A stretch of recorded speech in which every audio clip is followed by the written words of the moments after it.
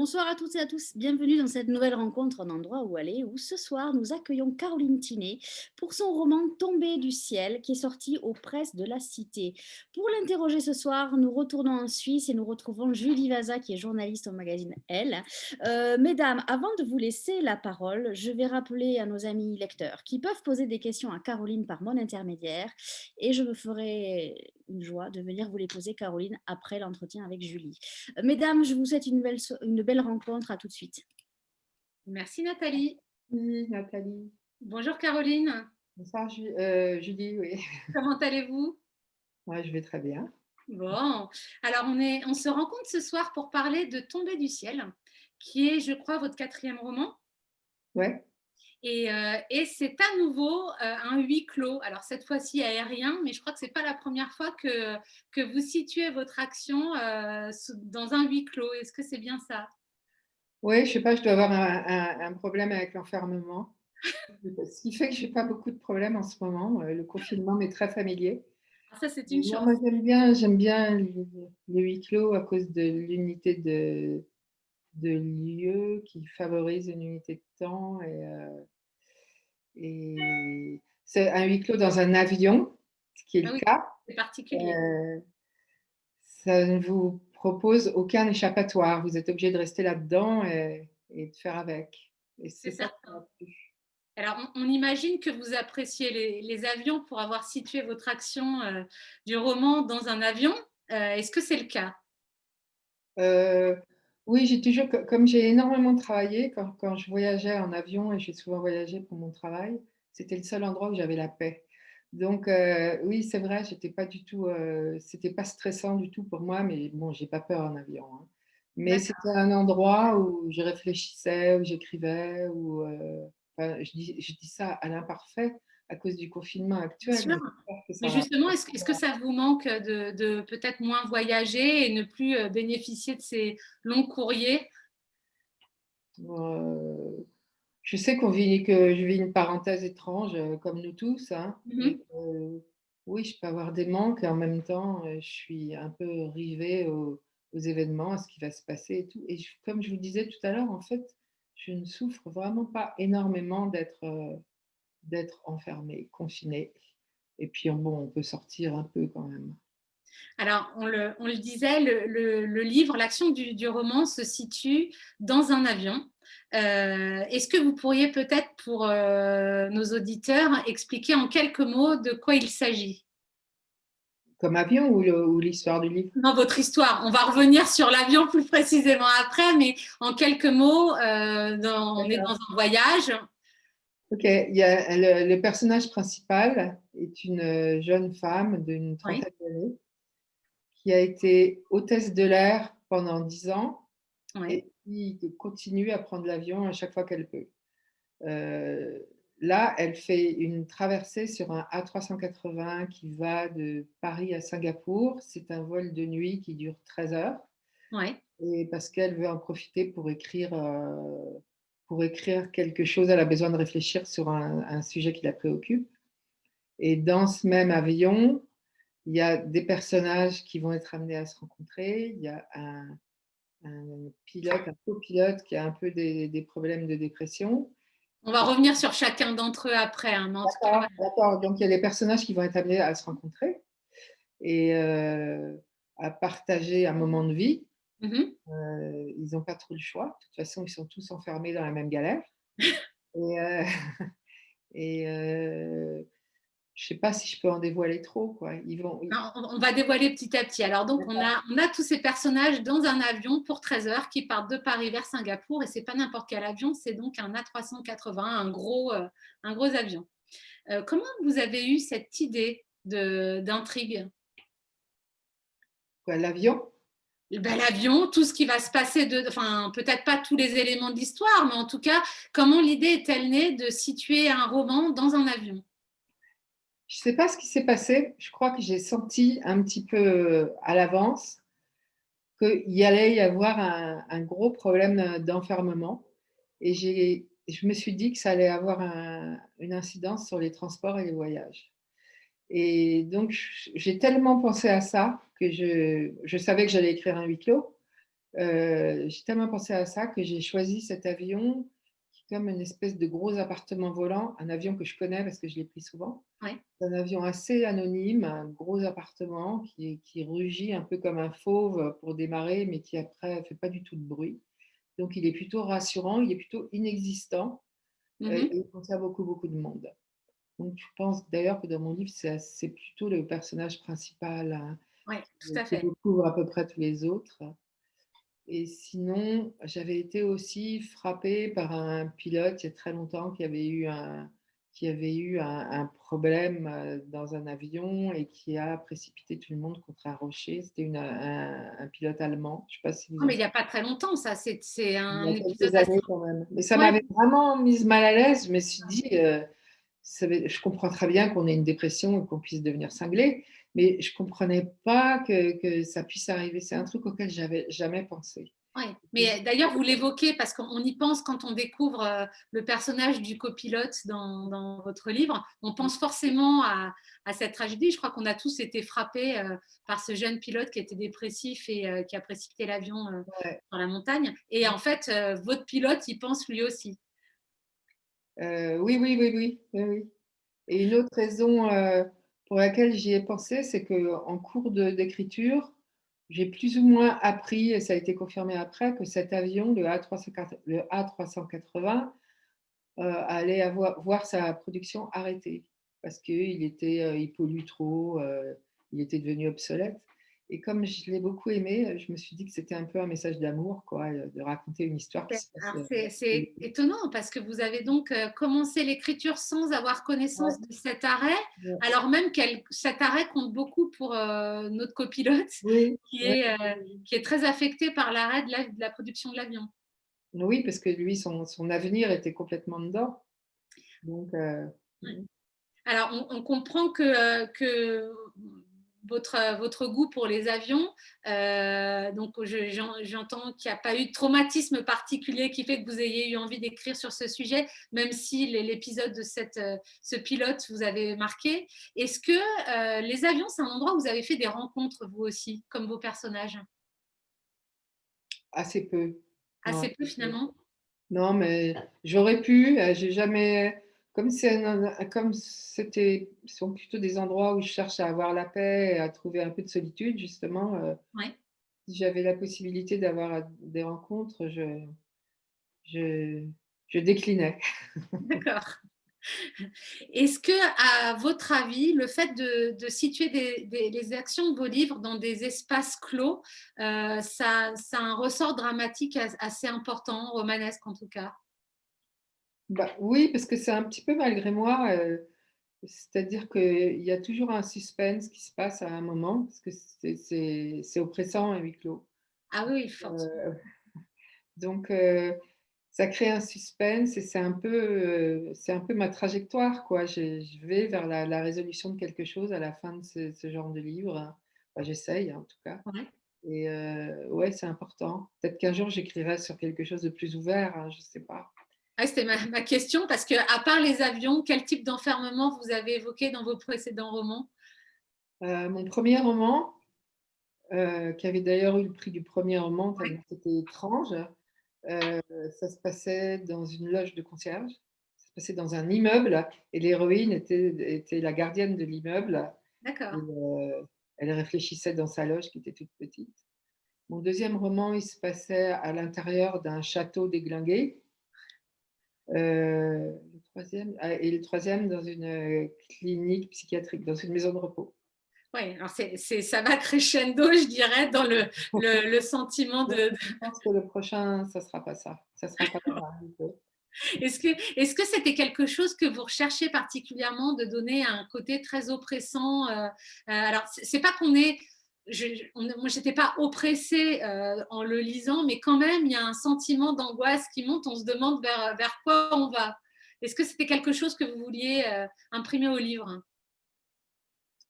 Je sais pas si je voulais, mais je crois que surtout, j'arrivais pas à faire autrement parce que c'est des choses qui s'imposent à moi. Et je pense vraiment que les idées qu'on a en écrivant un livre, c'est un petit peu euh, un antidote à des chagrins anciens, Mhm. et que quand ces chagrins deviennent des idées, à ce moment-là, on écrit. Et Mais ça fait du comme, bien? oui, ça fait du bien. Mais je pense que j'ai un problème avec l'enfermement qui remonte à très longtemps, hein, sûrement. Et je m'en souviens pas, je m'en souviens pas vraiment. Enfin, un petit peu d'idées, mais je pense que ça a été mon moteur d'écriture. Ouais. Alors, si vous envisagez d'écrire sur autre chose, c'est sans doute que ça va mieux. Ouais. Je me demandais aussi comment vous écriviez. Est-ce que c'est comment naît cette intrigue? Est-ce que c'est des idées de personnages comme ce pilote qui viennent et puis qui vous inspirent une histoire? Ou est-ce que vous vous dites, bah voilà, je veux une histoire qui se passe dans un avion, je vais y mettre tel et tel personnage? Comment faites-vous?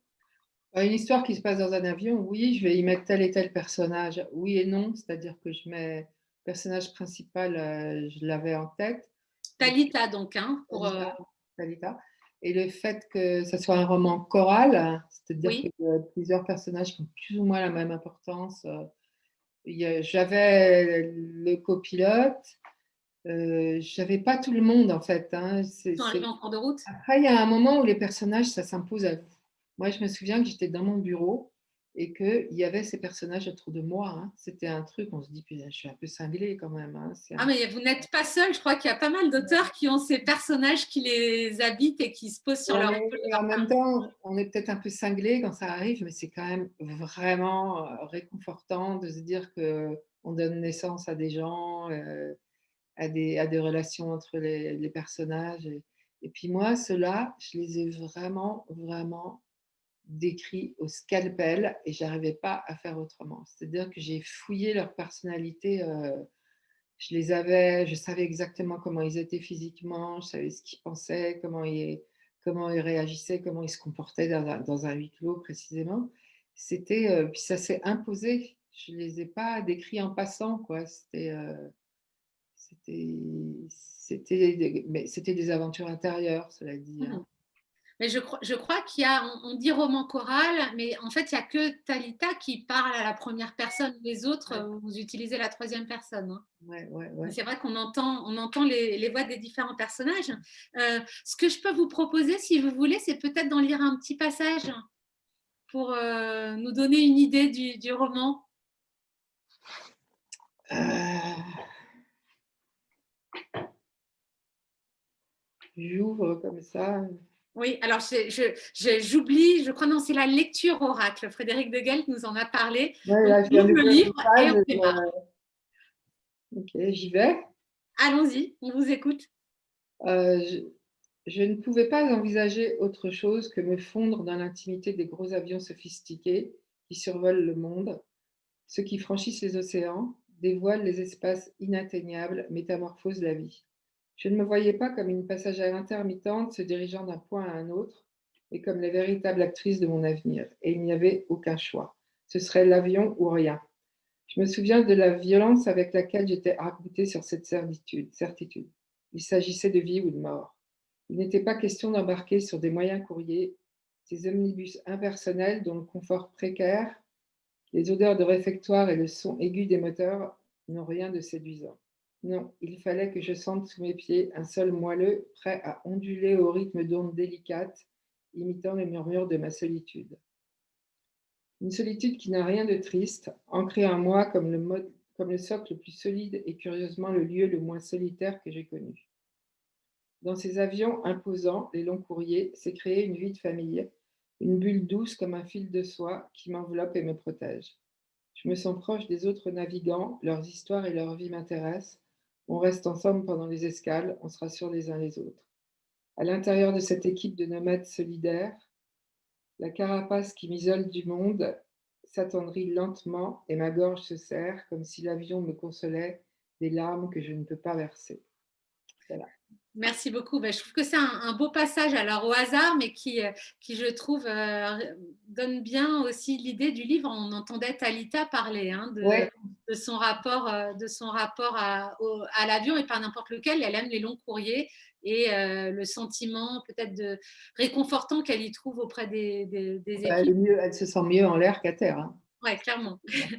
Alors, est-ce que comme elle, vous avez besoin de vous isoler pour écrire parce que elle, on l'a évoqué, elle a envie d'écrire. Elle a été hôtesse de l'air pendant une dizaine d'années.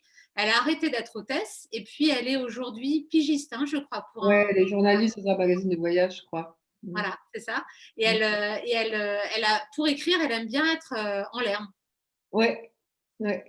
Et Non, mais est-ce que moi, comme elle, j'écris vous avez besoin pas. d'être isolée comme ça dans une petite bulle pour écrire? Ouais, mais je m'isole j'écris pas vraiment en avion, hein. J'écris, D'accord.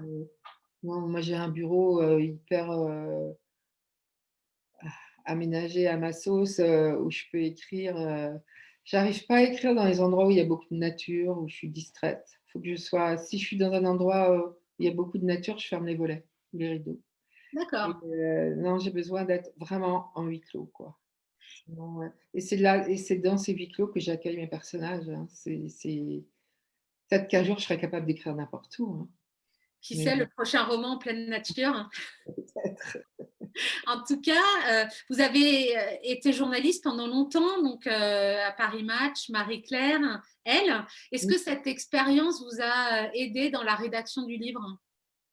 Bah, ça m'a en tout cas aidé dans une espèce d'enquête assez poussée que j'ai faite sur l'avion proprement dit, sur le A380. Il Parce n'a que je plus toute trouvais réponse. que j'avais besoin des détails techniques. Je pouvais pas, bien que ce soit un roman où les choses sont inventées, je trouve que l'endroit où ça se passe, il fallait que ce soit absolument vraisemblable. Mhm. Et donc, ben, j'ai vu des pilotes, j'ai enquêté, et puis en plus, tous ces détails techniques, pour moi, ils étaient un peu chargés de poésie. Je les ai mélangés au reste et je pense pas que c'était fastidieux d'ailleurs à lire parce que Ah, je mélangeais, parfois c'était un peu comique. Enfin, ouais. ouais, non, c'est pas fastidieux et c'est amusant. Ça donne. Moi, je suis allée voir après à quoi ressemblait la 380 que je connaissais pas. Le bar, on l'imagine tout à fait.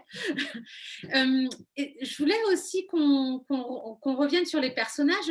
Ils ont tous des personnalités assez différentes, mais en même temps, j'ai le sentiment qu'ils partagent plusieurs choses, en particulier une certaine solitude. Est-ce que c'est votre avis aussi? Ah oui, c'est sûrement un roman mélancolique, hein, Oui, mélancolique, hein. Euh, c'est que des personnages qui sont un peu des fracassés de la vie. Je pense que c'est comme ça qu'ils s'attirent les uns les autres, même sans en avoir conscience, hein. ils se reconnaissent, oui, dans leur solitude. Ouais, ouais, je pense. C'est un peu des fracassés de la vie qui ont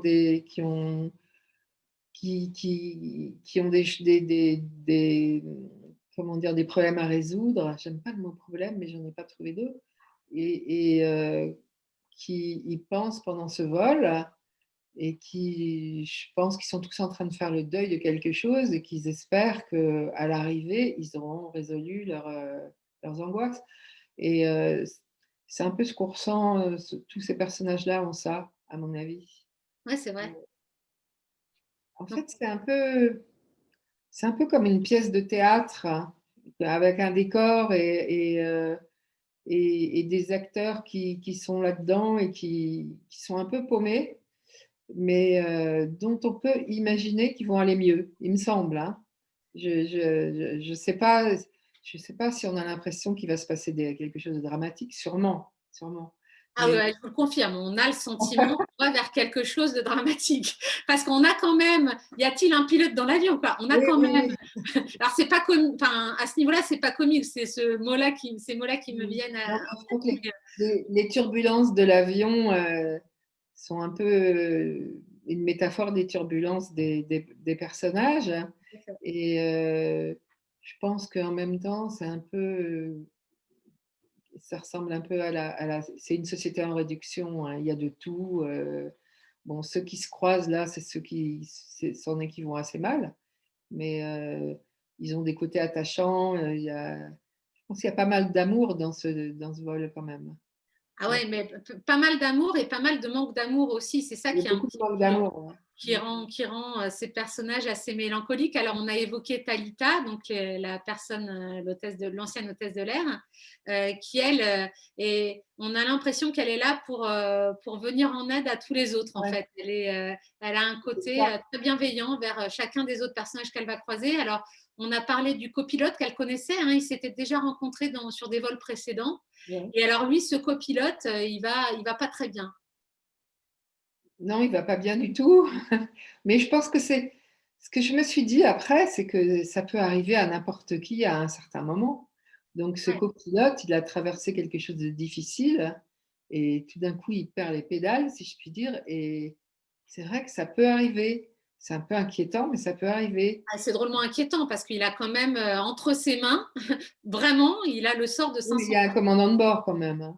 Oui, alors qui est moins présent que lui. Il a quand même un pouvoir de destruction assez fort. Puis comme vous le disiez, on pense immédiatement à ce pilote allemand, Ouais. jeune pilote allemand dépressif. Mm. Et là, le vôtre, il cache sa dépression, il prend pas ses médicaments, et il est pas bien. Ah, c'est un insoumis, hein, c'est sûr. Ça, non, il n'est pas bien. Mais enfin, je ne vais pas en dire trop. Je vais pas en dire Non, trop, non, non. non. Donc, on a parlé de tous les deux. Il y a aussi une jeune adolescente qui va se retrouver à côté de Talita. Leïla, qu'est-ce que vous pouvez nous dire d'elle? Euh, Leïla, c'est une adolescente qui est atteinte qui a une forme d'autisme Asperger, Oui, mais c'est un autisme qui rend les gens, enfin, qui fait des gens extrêmement intelligents. oui. Et elle est très obsédée par tout ce qui est informatique, ordinateur. Elle est un peu geek, quoi. Mhm. Et elle, elle a envie d'aller dans le cockpit. Donc, elle est en train de tout mettre de son côté pour pouvoir y aller. Parce qu'elle sait que c'est devenu interdit, mais elle veut y aller. Bon, voilà, c'est ça. Et elle est à côté de Talita. Et elle crève de peur dans les avions. Mais ils ont tous, enfin, pas mal de vos personnages ont peur de l'avion, en fait. C'est le cas aussi de Marie-Ange. Marie-Ange, oui, Marie-Ange, oui, elle avait peur de l'avion, elle l'a un peu moins parce qu'elle, elle prend des petits Ouais. calmants, elle prend un peu de champagne. Et ça va Et, tout de suite. elle aussi, c'est un peu une fracassée de la vie. Ouais. Alors, c'est une Et, jeune femme rousse, on l'imagine flamboyante, les ongles vernis, avec sa coupe de champagne et son petit chihuahua dans son sac. ouais, Et elle, pourquoi se trouve-t-elle sur ce vol alors? parce elle déménage de Paris, elle va s'installer à Singapour parce elle va travailler là-bas. Et c'est quelqu'un qui est elle est très ambitieuse. Comme elle vient d'un endroit assez paumé, assez pauvre, elle rêve de se retrouver dans quelque chose de très, très glamour, hein. Donc, c'est ce qui va se passer à Singapour. Enfin, elle y va pour ça, Elle évolue dans le milieu de l'art, hein, elle dans le milieu de négocie. l'art. Ouais. Et bon, elle y va pour ça. Et puis, on ne sait pas si elle va y arriver parce que sur ce vol, il se passe des trucs auxquels elle n'avait pas pensé. Mais elle croise les autres personnages. Il y a un moment, ils se retrouvent tous ensemble, hein. Ouais, ben justement, j'allais y venir. Ils se retrouvent ensemble autour d'un dernier personnage que je voudrais évoquer, qui lui aussi est là parce qu'il a des œuvres d'art à transmettre à ses enfants. Je parle d'Anil. Anil, c'est une sorte de sage indien qui a énormément bourlingué, qui n'a pas été toujours quelqu'un de très recommandable, qui là se retrouve avec une maladie incurable.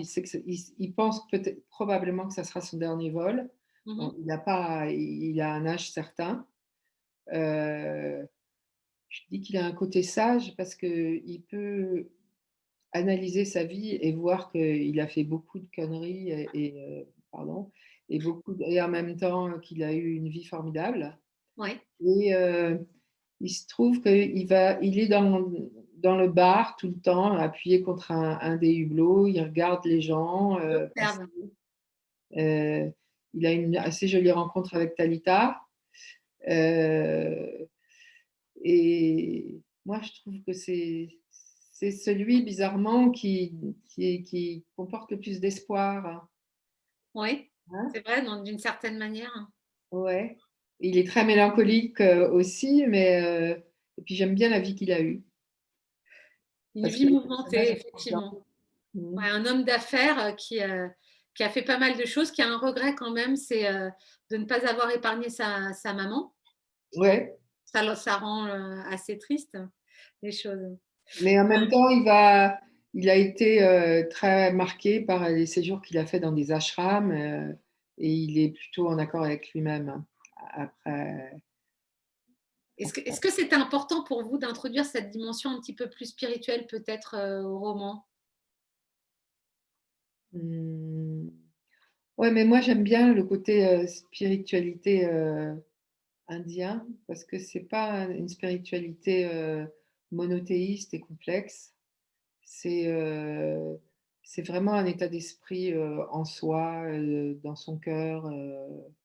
C'est une capacité à lâcher prise qui est vraiment intéressante, mais c'est pas. Moi, je suis un peu. Moi, je suis quelqu'un, j'aime bien la laïcité, quoi. Mhm, Mais oui, oui, c'était important. C'est pour ça que je dis que quelque part, c'était un message d'espoir, hein. mhm, C'était quelque chose qui volait un peu plus haut que le reste. mhm. Et il y a un dernier personnage, on l'a évoqué tout à l'heure, c'est l'avion lui-même qui est sans doute le personnage principal du livre, puisqu'il est là, omniprésent tout le temps, parfois un peu déséquilibré à cause des Ouais, turbulences, un peu turbulent, quoi. un peu turbulent. Euh, est-ce que ces turbulences, c'est la chose qu'il partage avec vos personnages ou est-ce qu'il y a d'autres Ouais. choses qu'ils partagent tous ensemble? Ah, je pense que c'est vraiment un endroit, enfin, tout le livre est autour des turbulences et de celle de l'avion et celle des personnages qui sont à peu près les mêmes, hein. Mhm. Euh, D'ailleurs, l'oppression vient de là. L'oppression vient du fait que les turbulences des personnages évoquent celles de l'avion. Et que là, pour le coup, Parfois, ça se percute un peu. ouais, pour le coup les turbulences dans un avion, c'est pas agréable, quoi. C'est clair. Alors là, je crois qu'après vous avoir lu, on hésitera un petit peu à remonter dans un avion. Et ce qui est amusant aussi, je trouve, c'est de voir à quel point les personnages sont, pour la plupart, vénèrent tous cet avion. Ils sont en admiration pour cet avion, puis en même temps, le craignent aussi dans une certaine mesure. Il apparaît, la 380, un peu protecteur, et vous utilisez des mots assez forts, hein, avec les sièges en forme de coque qui ressemblent un peu à un ventre maternel. Et puis parfois, l'avion apparaît comme une menace. Est-ce que c'était important pour vous qu'il y ait cette dualité? Bah, c'est un peu la complexité de l'existence, hein.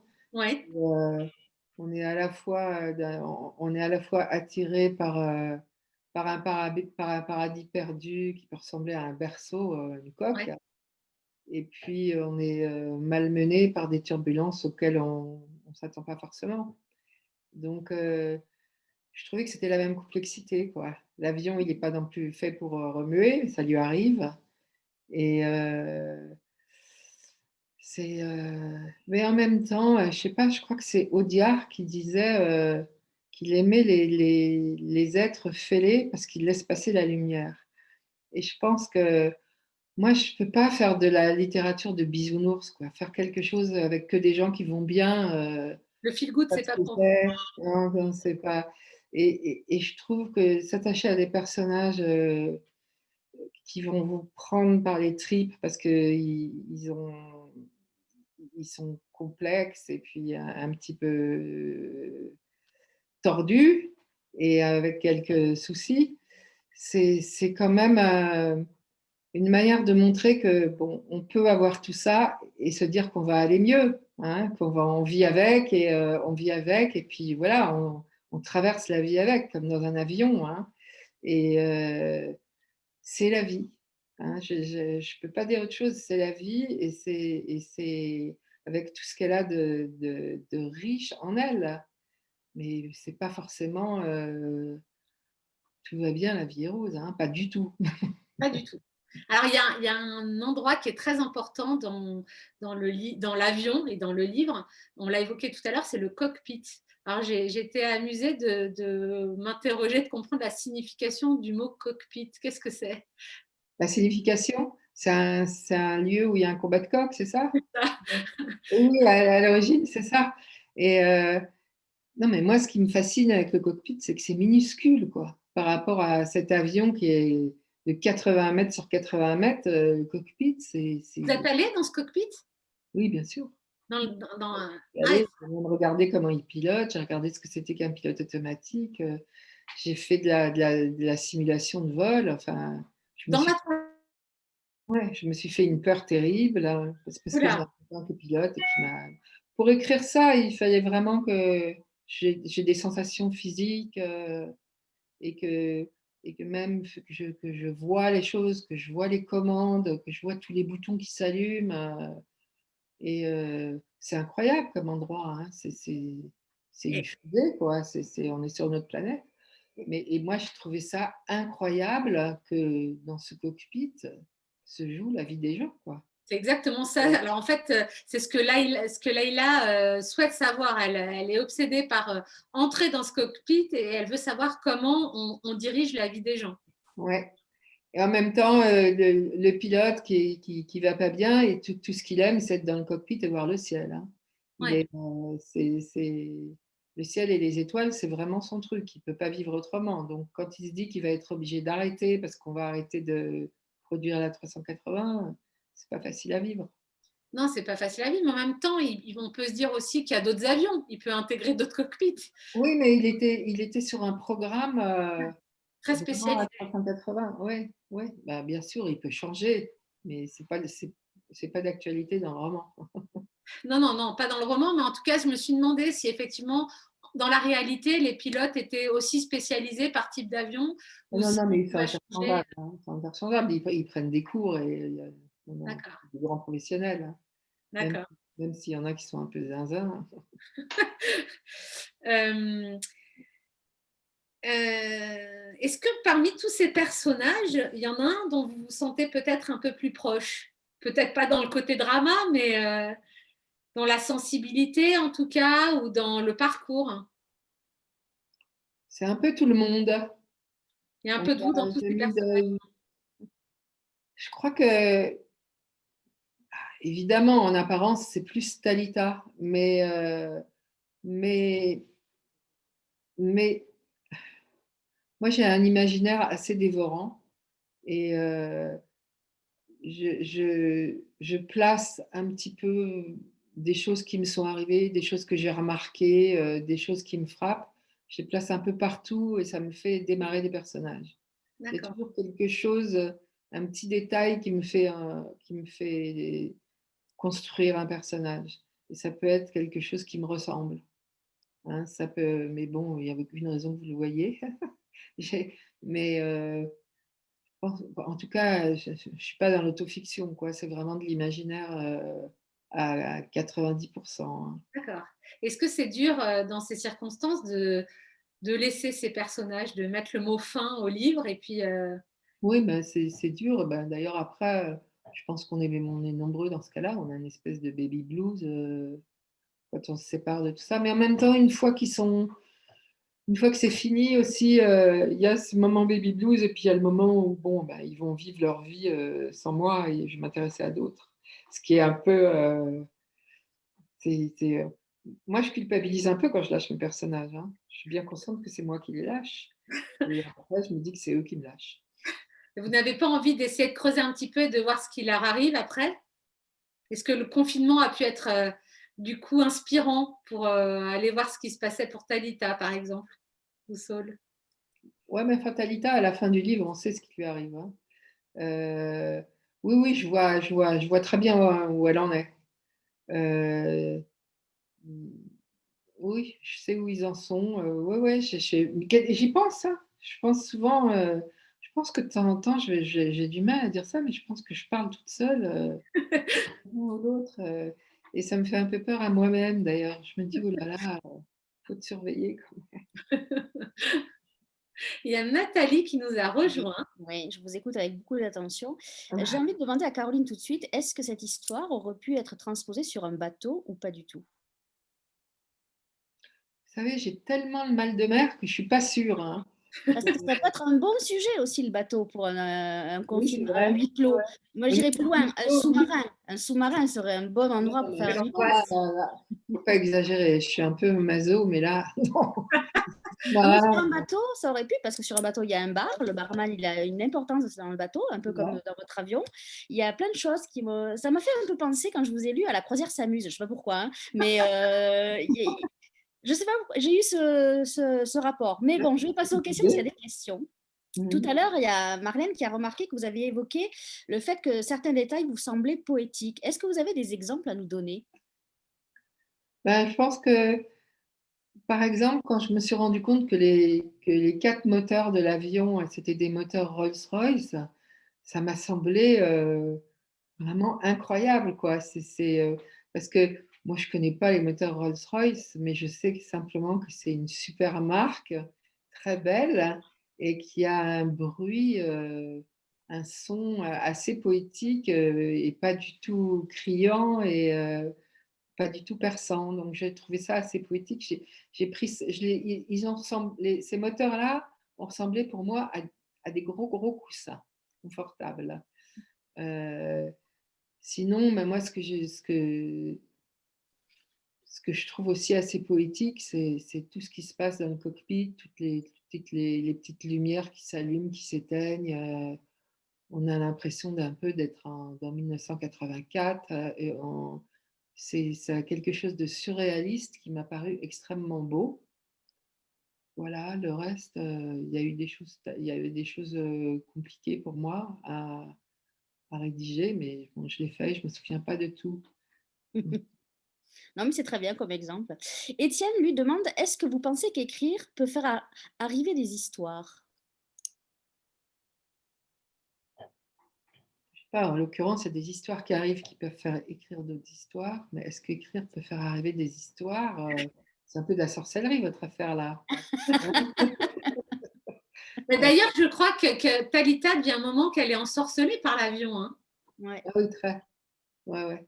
Il se passe des choses bizarres dans cet avion quand même, hein, moi je trouve. Ouais, ouais. Ouais, on a l'impression que c'est une famille un peu. D'ailleurs, vous utilisez le terme famille bancale à un moment donné. J'ai l'impression que c'est un peu tous ces personnages, ils composent une même famille. Ouais. Je me trompe ou pas? Ouais, c'est une famille transposée dans un lieu qui n'est pas une famille, mais qui devient une famille.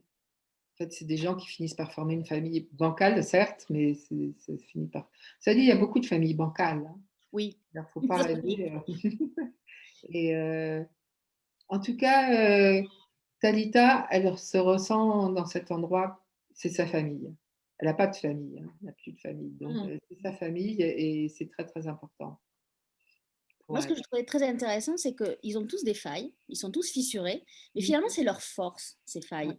Et Ouais. il en ressort quelque chose de bien. Mm, C'est ça mm. aussi que vous avez voulu montrer comme Ouais. sujet subliminal, que finalement, les failles étaient des forces. Ah ben oui, je pense que les failles sont des forces et puis que après, pour sortir des failles, on trouve des moyens, mais on vit avec et puis je pense que ça peut lui donner une sacrée force. Hein. C'est, ça donne une singularité qui permet d'aborder la vie, l'existence d'une manière particulière et c'est singulier. Les failles, après, c'est un peu Cyrulnik qui disait ça. Hein, je veux dire, les traumatismes, c'est ce qui donne la force après, hein, la résilience, je crois qu'il appelle ça. Enfin, moi, j'ai pas voulu écrire quelque chose de psychanalytique du tout, mais je suis très très consciente que les failles sont le plus souvent la force des individus, génèrent la force des individus. Et est-ce que vous pouvez répondre à cette question que vous posez aussi? Et si au contraire, la perte de maîtrise autorisait la liberté? Est-ce que la perte de la maîtrise autorise la liberté? Oui, parce que le contrôle est un enfermement, hein, quand même. Donc la perte, j'ai écrit ça? Oui. Page 62, madame. Vous avez écrit ça. Oui, oui, donc c'est sûr que la perte de maîtrise autorise la liberté. Ouais. Ça permet de lâcher quelque chose de noué. Alors, Coralie vient de poser une question. Quel est le lieu qui vous fait rêver? Le lieu, Le lieu, à part un avion, hein, bien sûr. Est-ce qu'il y a un lieu qui vous fait rêver particulièrement? la mer. Partout, il y Ben a la mer. voilà, le bateau, on va y venir. Hein. Voilà, je pense que le Ouais. bateau, c'est un bon sujet, hein, même si vous avez le mal de Quand on est mer. sur un bateau, on va pas dans l'eau, hein. Moi, j'aime beaucoup nager, aller sous l'eau, et j'ai non, mais c'est vrai, le bateau. Tout d'un coup, j'ai trop peur parce Vous que allez j'ai y venir au bateau. Vous penserez à nous quand vous allez écrire un livre tellement sur malade sur un confinement bateau. dans un bateau. Vous allez penser à nous en disant, elles avaient raison. Il y a plein de questions pardon, de lecteurs qui se posent la question, quel livre vous lisez et que vous aimez lire? Est-ce qu'il y a des titres particuliers que vous aimeriez recommander justement aux lecteurs qui nous Dans écoutent? les classiques ou Peu importe ce que vous lisez. Est-ce que vous êtes une grosse lectrice? J'imagine que oui, comme ah tous les oui, oui, oui, auteurs. oui, oui, ouais, ouais. Est-ce qu'il y a des livres en particulier qui vous ont nourri plus que d'autres? Est-ce qu'il y a un livre de chevet que vous relisez régulièrement? Je pense que le livre de mon adolescence qui m'a le plus nourri, c'est Le métier de vivre, de Cesare Pavese, que je continue à lire, par morceaux. Heu, Moi, j'ai été très, très, très, très marquée par, Les fleurs du mal de Baudelaire, bon, je trouve que c'est d'une force, qui m'a aidée. Et il y a un auteur que j'aime beaucoup, c'est John Fante, qui Mmh. a écrit un livre qui s'appelle Demande à la poussière, avec un titre pareil, de toute façon ça pouvait être que bien. Moi j'aime beaucoup les auteurs américains et qui ont une truculence dans la langue, dans le verbe et puis qui sont, très souvent, marqués par, tout ce côté, sur la route, un peu bougon comme mon avion. Et bon, j'ai beaucoup aimé John Fante. J'aime beaucoup Faulkner. Heu, et là, il y a un livre de Colum McCann qui est Oui, sorti il y a pas longtemps qui s'appelle Apeirogon, c'est ça? ouais. Oui, Je suis en oui, train de le lire et c'est fantastique, hein. fantastique, oui. Pareil, ouais. Vous Ouais, l'avez ouais. lu? Moi, je Ah, l'ai lu. Je lis, si tu l'as pas lu, il faut que tu le lises parce que c'est vraiment Pareil, formidable. ouais. Mmh. ouais, c'est vraiment très, très bien. Et Vous lisez pas du tout d'auteurs français? si je lis, c'est bizarre que là, je pense à personne de français, Si. j'aime beaucoup Pascal Quignard, Ouais. vraiment, beaucoup. Enfin bon, c'est quand on a envie de réfléchir. Heu, mais des livres légers, ça j'aime pas trop. Heu, ah si, il y a eu celui un qui est sorti tout récemment, c'est Ce qu'il faut de nuit là, de Laurent Petit-Mangin. Mmh. Ce Ouais. premier roman, de quelqu'un de 42 ans qui écrit quelque chose sur, son rapport avec son fils et puis les 2 frères, j'ai trouvé ça extraordinaire. C'est pas long, c'est pas prétentieux, c'est vraiment charmant et c'est en même temps très fort. Ça, Alors, j'aime. j'imagine qu'on a dû vous le dire tout. Est-ce que vous avez lu déjà, est-ce que vous avez lu le prix Goncourt, L'Anomalie, qui se passe aussi avec un avion? Est-ce que vous l'avez lu ce livre? Je D'Hervé l'ai lu parce que de Rivier? toute façon, j'ai fait une interview sur RCF Ouais, avec, quelqu'un qui s'appelle Christophe Hénin et qui nous a mis tous les 2 en parallèle et on a fait l'interview avant qu'il ait le Goncourt. ouais. Heu, comme on a lu chacun le livre de l'autre, c'était la moindre des politesses. Et bah, son roman, il est incroyable parce que c'est un roman d'anticipation. Heu, En fait, c'est un peu de la science-fiction pour moi et c'est un roman de science-fiction. C'est complètement virtuose, brillant, moi, je m'attendais pas du tout à ça de la part je pensais pas qu'un livre comme ça aurait le Goncourt, mais parce que justement, il y a un côté très polar. Polar, bah, je pense que le mien, il a un côté polar aussi d'ailleurs, Ah hein. Et oui. l'avion a une importance là aussi Ouais, dans ouais, bah, oui, oui, ça se passe les 2 se passent le en parallèle, oui, est dans les intéressant. 2 cas, c'est un avion, mais je pense que l'avion, franchement, c'est un vecteur d'angoisse, même si on le recherche comme une bulle de bien-être, c'est aussi un vecteur d'angoisse, hein. Puis en tout cas pour Ah, un moi, ça écrivain, m'angoisse c'est pas du tout, hein. Moi, je vous dis, moi, je monte dans un avion, je dors même avant que les hôtesses de l'air aient fait leur consigne de sécurité, hein. C'est vraiment non, l'endroit mais moi où je je me peux sens être en sécurité par excellence, moi. C'est comme dans les trains. oui, parce Les que avions, les trains, pour c'est vous, c'est un havre de paix, mais exactement. Mais je comprends que pour certaines personnes, ce soit le contraire. Julie, je ne sais pas si tu as une dernière question à poser à Caroline. Moi, je n'en ai plus. Non, tout va bien. Je crois Alors, que je vais rappeler que Tombé du ciel, sorti aux presses de la Cité, est en vente dans toutes les librairies de France et de Suisse. Vous pouvez aussi l'acheter via notre site internet unendroitoualler.com. Vous allez sur la page de Caroline Tinet, vous cliquez sur le visuel de son livre et vous aurez un bouton qui va vous rediriger vers une librairie indépendante. Avant de vous donner le mot de la fin, mesdames, je vais donner rendez-vous à nos amis lecteurs pour lundi à 19h avec une rencontre avec Sarah Omar pour le livre La laveuse de mort qui est sorti chez Actes Sud. Juste rappeler que cette rencontre sera en anglais, mais qu'il y aura une traduction simultanée. Mais je préfère prévenir à l'avance. Julie, je te laisse parler. On donne le mot de la fin à Caroline. ça va. Je voudrais remercier Caroline de cette approche aérienne que j'ignorais parce que moi, pour le coup, je fais partie de ceux qui ne sont pas très à l'aise en avion. Je ne suis pas certaine d'être totalement rassurée après vous avoir lu, mais en tout cas, c'était une jolie rencontre avec des personnages et avec vous aussi. Donc, merci beaucoup. Et merci Nathalie, ça m'a fait très plaisir de discuter avec vous. Et puis, ça fait jaillir des idées auxquelles on ne s'attend pas, des réflexions sur le livre que je ne connaissais pas. Je veux dire, voilà, c'était très sympa. Merci beaucoup. Merci à vous.